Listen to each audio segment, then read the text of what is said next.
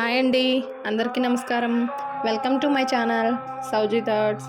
ఈరోజు కార్తీక పురాణం 14వ అధ్యాయం వినేద్దాం రండి. వృషోత్సర్గము అనగా ఆబోతుని అచ్చుపోసి వదలట. మరలా వశిష్ఠుల వారు జనకుని దగ్గరగా కూర్చుండబెట్టుకుని కార్తీక మాస మహాత్యమును గురించి తనకు తెలిసిన సర్వ విషయములు చెప్పవలెనని కుతూహలంతో ఇట్లు చెప్పదొడంగిరి. ఓ రాజా, కార్తీక పౌర్ణమి రోజున పితృప్రీతిగా ఉషోత్సర్జనము చేయుట, శివలింగ సాలగ్రామములను దానం చేయుట, ఉసిరికాయలు దక్షిణతో దానం చేయుట మొదలగు పుణ్యకార్యముల వలన వెనుకటి జన్మమందు చేసిన సమస్త పాపములు నశింపజేసుకొందురు.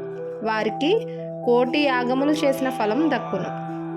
ప్రతి మనుజుని పితృదేవతలను తమ వంశమందెవరు ఆబోతునకు అచ్చువేసి వదలనో అని ఎదురుచూచుచుందురు.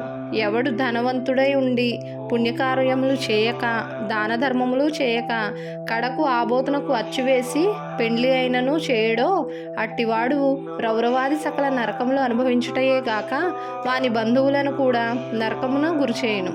కాన ప్రతి సంవత్సరం కార్తీక మాసమున తన శక్తి కొలది దానం చేసి నిష్ఠతో వ్రతమాచరించి సాయం సమయమున శివకేశవులకు ఆలయమునందు దీపారాధన చేసి ఆ రాత్రి అంతయు జాగారం ఉండి మరునాడు తమ శక్తి కొలది బ్రాహ్మణులకు సన్యాసులకు భోజనమిడిన వారు ఇహపరములందు సర్వసుఖములను అనుభవింతురు.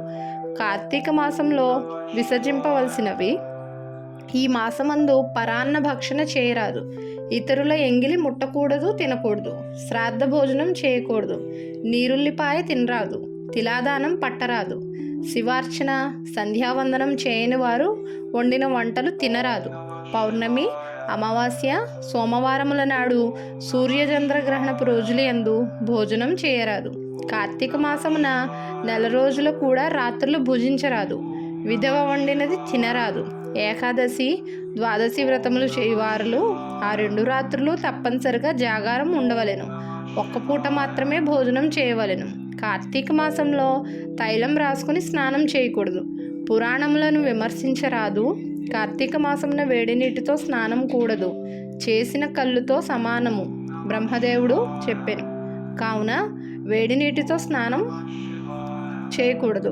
ఒకవేళ అనారోగ్యం ఉండి ఎలాగైనా విడవకుండా కార్తీక మాస వ్రతం చేయవలన కుతూహలం గలవాడు మాత్రమే వేడి నీటి స్నానం చేయవచ్చును. అటులు చేయువారులు గంగా, గోదావరి, సరస్వతి, యమున నదుల పేర్లను మనసులో స్మరించి స్నానము చేయవలెను. ఏ నది తనకు దగ్గరలో ఉంటే ఆ నదిలో ప్రాతకాలాన స్నానం చేయవలెను. అటుల చేయని ఎడల మహాపాపి అయి జన్మ జన్మములు నరక కూపమున బడి కృషింతురు. ఒకవేళ నదులు అందుబాటులో లేనప్పుడు నూతి దగ్గర కానీ చెరువునందు కానీ స్నానం చేయవచ్చును. అప్పుడు ఈ క్రింది శ్లోకమును చదివి మరీ స్నానం ఆచరించవలెను. గంగే చ యమునే చేవ గోదావరి సరస్వతి నర్మదా సింధు కావేరి జలేస్మిన్ సన్నిధిం కురు అని పఠించుచు స్నానం చేయవలెను. కార్తీక మాస వ్రతం చేయువారు పగలు పురాణ పఠన శ్రవణం హరికథా కాలక్షేపములతో కాలం గడపవలెను. సాయంకాలంన సంధ్యావందనాదికాది కృత్యాదులు ముగించి పూజా మందిరమునున్న శివుని కల్పోక్తంగా ఈ క్రింది విధంగా పూజించవలెను. కార్తీక మాస శివ పూజా కల్పం. ఓం శివాయ నమః ధ్యానం సమర్పయామి. ఓం పరమేశ్వరాయ నమః ఆవాహనం సమర్పయామి. ఓం కైలాసవాసాయ నమః నవరత్న సింహాసనం సమర్పయామి. ఓం గౌరీనాథాయ నమః పాద్యం సమర్పయామి. ఓం లోకేశ్వరాయ నమః అర్ఘ్యం సమర్పయామి. ఓం వృషభవాహనాయ నమః స్నానం సమర్పయామి. ఓం దిగంబరాయ నమః వస్త్రం సమర్పయామి. ఓం జగన్నాథాయ నమః యజ్ఞోపవీతం సమర్పయామి. ఓం కపాలధారిణే నమః గంధం సమర్పయామి. ఓం సంపూర్ణ గుణాయ నమః పుష్పం సమర్పయామి. ఓం మహేశ్వరాయ నమః అక్షతాన్ సమర్పయామి. ఓం పార్వతీసాయ నమః ధూపం సమర్పయామి. ఓం తేజోరూపాయ నమః దీపం సమర్పయామి. ఓం లోకరక్షాయ నమః నైవేద్యం సమర్పయామి. ఓం త్రిలోచనాయ నమః కర్పూర నీరాజనం సమర్పయామి. ఓం శంకరాయ నమః సువర్ణ మంత్రపుష్పం సమర్పయామి. ఓం భవాయ నమః ప్రదక్షిణ నమస్కారాన్ సమర్పయామి.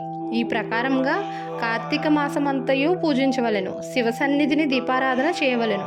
ఈ విధంగా శివ పూజ చేసిన ఎడల ధన్యుడగును. పూజానంతరం తన శక్తిని బట్టి బ్రాహ్మణులకు సమారాధన చేసి దక్షిణ తాంబూలాది సత్కారములతో సంతృప్తి పరచవలెను. ఇటుల చేసిన 100 అశ్వమేధ యాగములు చేసిన ఫలము, 1000 వాజపేయి యాగములు చేసిన ఫలము కలుగును. ఈ కార్తీక మాసం నెల రోజులు బ్రాహ్మణ సమారాధన, శివకేశవుల సన్నిధిని నిత్య దీపారాధన, తులసి కోటను కర్పూర హారతులతో దీపారాధన చేసిన ఎడల వారికి, వారి వంశీయులకి, పితృదేవతలకు మోక్షం కలుగును. శక్తి కలిగి ఉండి కూడా ఈ వ్రతం ఆచరించని వారు 100 జన్మలు నానా యోనులందున జన్మించి తర్వాత నక్క, కుక్క, పంది, పిల్లి, ఎలుక మొదలగు జన్మలెత్తుదురు. ఈ వ్రతం శాస్త్రోక్తంగా ఆచరించిన ఎడల 15 జన్మల యొక్క పూర్వ జ్ఞానం కలుగును. వ్రతం చేసినను, పురాణం చదివినను, విన్నను అట్టి వారులకు సకల ఐశ్వర్యములు కలిగి మోక్షప్రాప్తి కలుగును. ఇట్లు స్కాంద పురాణ అంతర్గత వశిష్ఠ ప్రోక్త కార్తీక మహాత్మ్యమందలి 14వ అధ్యాయం 14వ రోజు పారాయణం సమాప్తం. వీడియో కనుక నచ్చితే లైక్ చేయండి, షేర్ చేయండి, కామెంట్ చేయండి. కొత్తగా చూస్తున్న వాళ్ళైతే సబ్స్క్రైబ్ చేసుకోండి. నా ముఖ్య ఉద్దేశం కనీసం చదవలేని వాళ్ళు ఉంటారు కదా, వాళ్ళు కంపల్సరీ వినాలనేసి నేను ఈ విధంగా పోస్ట్ చేస్తున్నాను. ధన్యవాదములు.